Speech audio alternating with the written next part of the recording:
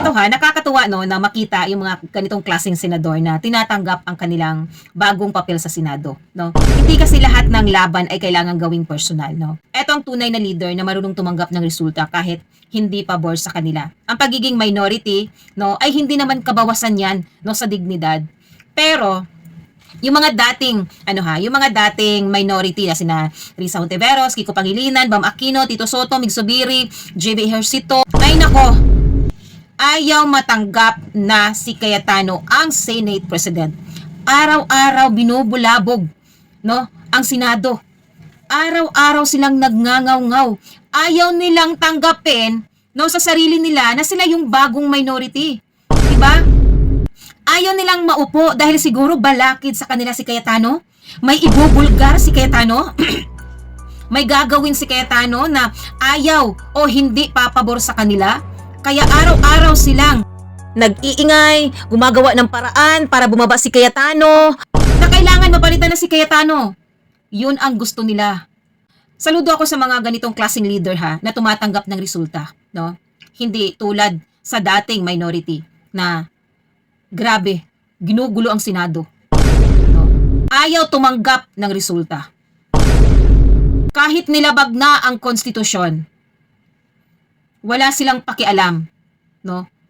Mapalitan lang si Cayetano.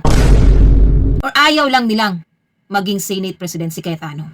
Ano bang meron kay Cayetano? Na takot kayo dahil matalino? Diba? Magulo ang Senado nung naging minority. Sina Kiko Pangilinan, sila Tito Soto, sila Risa Hontiveros, Bam Aquino. Diba? Magulo ang Senado. Ginugulo nila.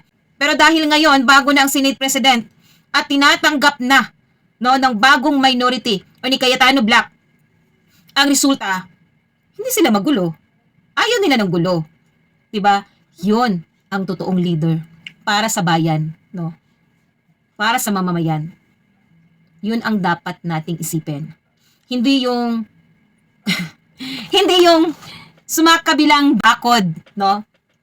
Dahil takot. Ayaw maimbestigahan, ayaw masangkot. Pero andun na tayo. Andiyan na yan. Kaya sana para kayo sa bayan, hindi sa pansariling interest, no? O, balik trabaho na. Kaya tumahimik na yung kaluluwa nyo dyan. Si Win Gatchalian na. O, sige, siya na yung panalo. Full support naman. Because sure, we're ready to work. 13 na sila eh. Legal na.